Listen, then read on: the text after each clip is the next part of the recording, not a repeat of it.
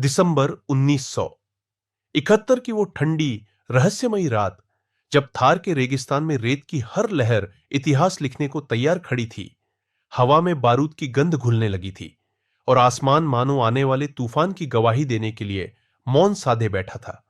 उसी समय दक्षिण एशिया के नक्शे पर एक ऐसी लड़ाई की नींव रखी जा रही थी जो सिर्फ हथियारों से नहीं बल्कि इंसानी हौसले, संकल्प और बलिदान से लड़ी जाने वाली थी।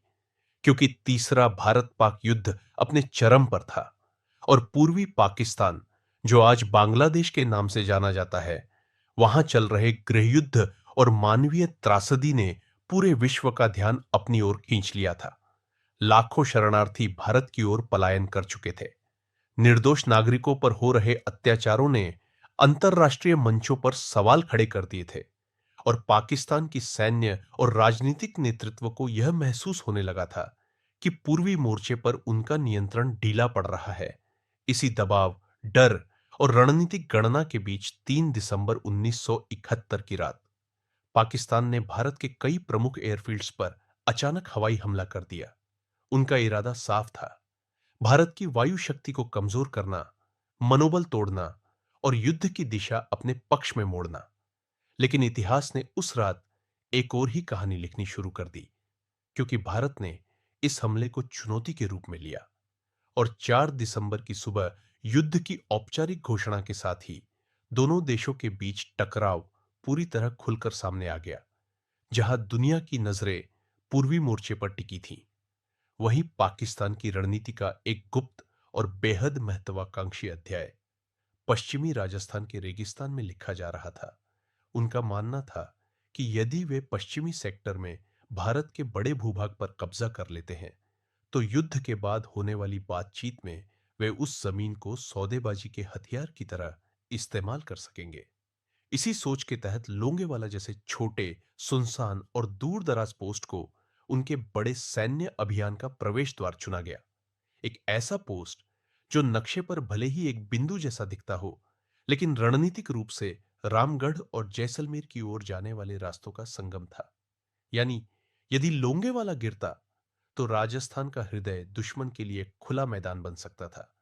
लेकिन उस रात पाकिस्तान की हजारों की तादाद में आगे बढ़ती टुकड़ियों को यह अंदाजा नहीं था कि वे सिर्फ एक पोस्ट की ओर नहीं, बल्कि इतिहास के सबसे साहसी प्रतिरोधों में से एक की ओर बढ़ रहे हैं।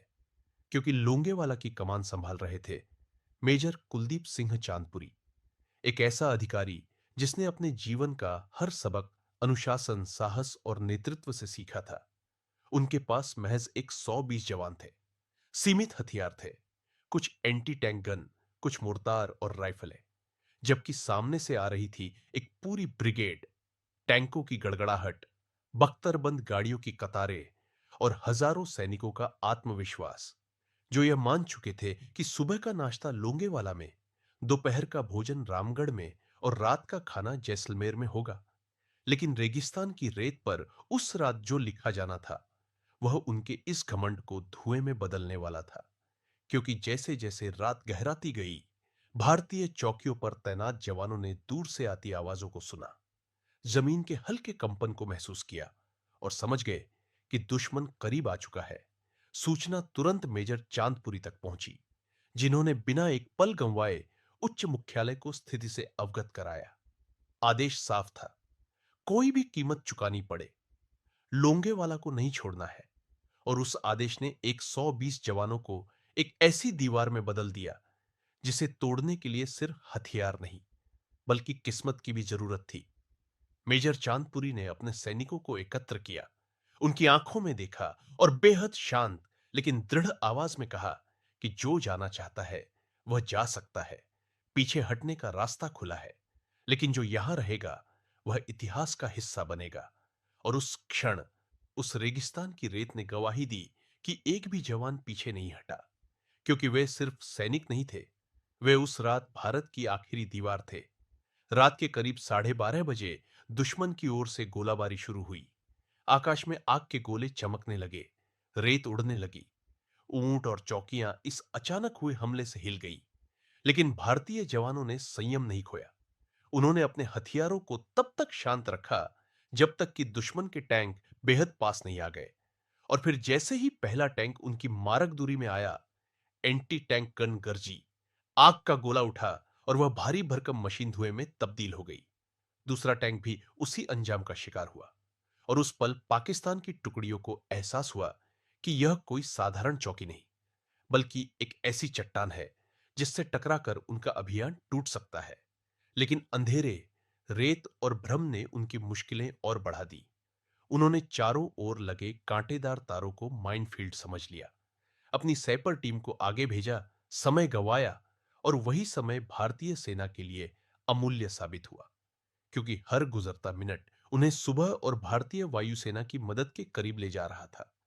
रात भर गोलियों की आवाज, धमाकों की गूंज और जवानों की चीख पुकार के बीच लोंगे वाला एक जीवित युद्ध क्षेत्र बन चुका था, जहां हर सांस, हर कदम और हर फैसला इतिहास की दिशा तय कर रहा था। और जब आखिरकार क्षितिज पर सूरज की पहली किरण फूटी, तो वह सिर्फ दिन की शुरुआत नहीं थी, बल्कि दुश्मन के लिए विनाश की घोषणा थी।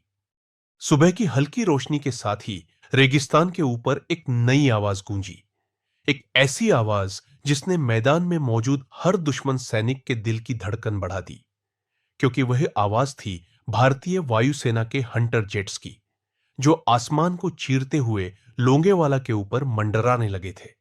जैसे ही उन्होंने नीचे फैले दुश्मन के टैंकों और गाड़ियों की कतारें देखी, रॉकेट और तोपों की बारिश शुरू हो गई।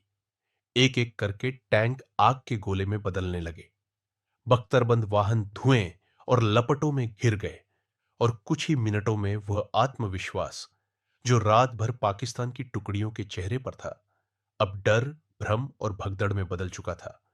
जमीन पर मौजूद भारतीय जवानों ने इस मौके को भुनाया। उन्होंने अपनी फायरिंग तेज की, दुश्मन को आगे बढ़ने से रोका और हर इंच रेत को महंगा बना दिया। थोड़ी ही देर में भारतीय सेना के टैंक और अतिरिक्त टुकड़ियां भी लोंगेवाला पहुंचने लगी। राजपूताना राइफल्स के जवान मैदान में उतरे और अब लड़ाई सिर्फ बचाव की नहीं, बल्कि पलटवार की बन गई। दुश्मन की रणनीति पूरी तरह बिखर चुकी थी। उनके टैंक नरम रेत में फंस रहे थे, संचार टूट चुका था और ऊपर से भारतीय वायुसेना के लगातार हमलों ने उनकी हर कोशिश को नाकाम बना दिया। हर बार जब वे दोबारा संगठित होने की कोशिश करते, आसमान से फिर वही मौत बरस पड़ती। और धीरे धीरे वह विशाल सैन्य बल, जो एक छोटे से पोस्ट को कुचलने आया था, खुद टूटकर पीछे हटने लगा। दिन ढलते ढलते मैदान में जले हुए टैंकों की कतारें, धुएं के बादल और बिखरे हुए हथियार उस हार की कहानी कह रहे थे, जो सिर्फ संख्या की नहीं, बल्कि सोच और हौसले की हार थी। क्योंकि 120 भारतीय जवानों ने यह साबित कर दिया था कि युद्ध सिर्फ ताकत से नहीं, बल्कि साहस और नेतृत्व से जीता जाता है। 7 दिसंबर तक पाकिस्तान की टुकड़ियां पूरी तरह पीछे हट चुकी थी। उनका पश्चिमी मोर्चे पर कब्जा करने का सपना रेत में दफन हो चुका था और लोंगेवाला का नाम भारत के सैन्य इतिहास में स्वर्ण अक्षरों में दर्ज हो गया था। इस असाधारण नेतृत्व और वीरता के लिए मेजर कुलदीप सिंह चांदपुरी को महावीर चक्र से सम्मानित किया गया। लेकिन इससे भी बड़ा सम्मान वह विरासत थी जो उन्होंने आने वाली पीढ़ियों के लिए छोड़ी। एक ऐसी कहानी जो यह सिखाती है कि जब देश की मिट्टी पुकारती है, तो कुछ लोग हथियार नहीं, बल्कि खुद को ढाल बना लेते हैं। लोंगेवाला की लड़ाई कोई साधारण युद्ध नहीं थी, वह एक इम्तिहान थी। और उस इम्तिहान में भारत ने दुनिया को दिखा दिया कि उसकी सीमाएं सिर्फ नक्शे पर नहीं, बल्कि उसके सैनिकों के हौसलों में खींची जाती है। और आज भी जब थार की रेत पर हवा चलती है, तो ऐसा लगता है जैसे वह उन 120 जवानों की गाथा दोहरा रही हो, जिन्होंने अपनी जान की परवाह की बिना इतिहास को मोड़ दिया। और यही वह विरासत है जो हर भारतीय के दिल में गर्व, साहस और अडिग संकल्प की लौ जलाए रखती है।